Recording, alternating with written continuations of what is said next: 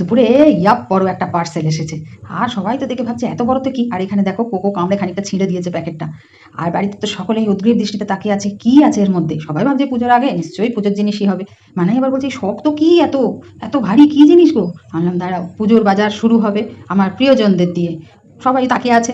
এইবার আমি বের করলাম, মানে বলি মনে হচ্ছে আবার কি বর্ম টাইপের। তারপরে দেখালাম না, এগুলো আমার গাছেদের স্ট্যান্ড। হ্যাঁ, আমি গাছেদের স্ট্যান্ডটা একদিন হঠাৎ করে অনলাইনে দেখলাম, দেখে ভাবলাম দূর তৈরি করানোর থেকে এটাতেই দেখছি বেশি সুবিধা। মানে টাকা দিক থেকেও দেখছি বেশ অনেকটাই কমে পাওয়া যাচ্ছে, কারণ তৈরি করলে অনেক বেশি খরচ পড়তো। তার বেশ ভালো জানো, চারটেতে আমি অফার পেয়েছি। আমি মিশো থেকে কিনেছি। আর এটা চারটে একসঙ্গে দাম পড়েছে অফারে 413 টাকা। কমে পেয়েছি না বলো।